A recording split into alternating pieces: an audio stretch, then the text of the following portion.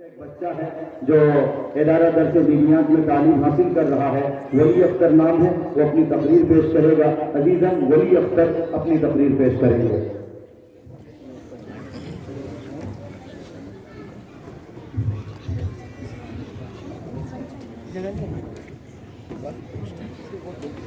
علیکم ورحمۃ اللہ وبرکاتہ۔ الحمد للہ وکفی وسلام علی عبادہ الذین اصطفیٰ، اما بعد، قال اللہ تعالی فاعوذ باللہ من الشیطان الرجیم، بسم اللہ الرحمن الرحیم، اقرأ باسم ربک الذی خلق۔ محترم حضرات، اسلامی نقطۂ نظر سے تعلیم سب سے اہم مقاصد ہے، بلکہ تمام مقاصد کی روح ہے۔ اسی لائن سے مسلمان آگے بڑھنے، تعلیم عام ہو یا خاص، اس نے ہی مسلمانوں کو ہمیشہ آگے بڑھایا ہے۔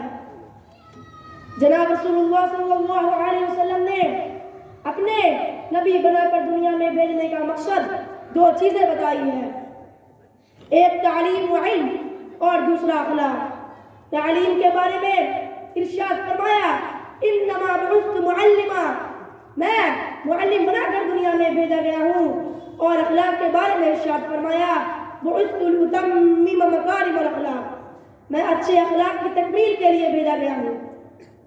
ان دونوں باتوں کا حاصل یہ نکلا کہ بعثت کا پہلا مقصد تعلیم ہے اور دوسرا مقصد تربیت، یعنی علم اور اخلاق کی پھیلانے کے لیے حضور صلی اللہ علیہ وسلم دنیا میں تشریف لائے تھے۔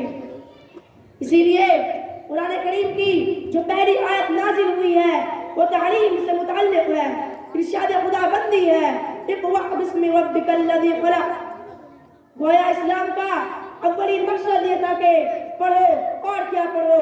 پڑھو پروردگار کے نام سے، یعنی وہ علم پڑھو جس میں رب کا نام پہلے آئے۔ بزرگوں، جہالت سے بڑھ کر کوئی دوسرا روگ نہیں ہے۔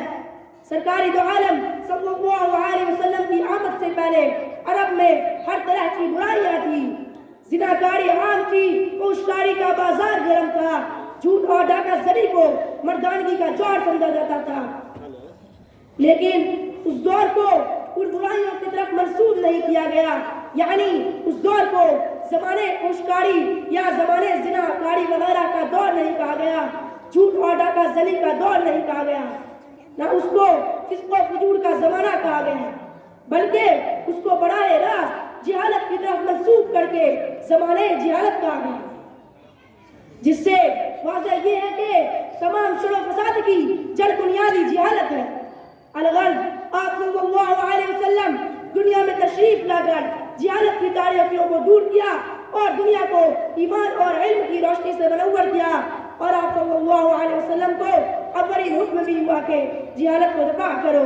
اب میں انہی باتوں پر اپنی تقریر ختم کرنا چاہتا ہوں۔ وآخر دعوانا ان الحمد للہ رب العالمین۔ السلام علیکم ورحمۃ اللہ وبرکاتہ۔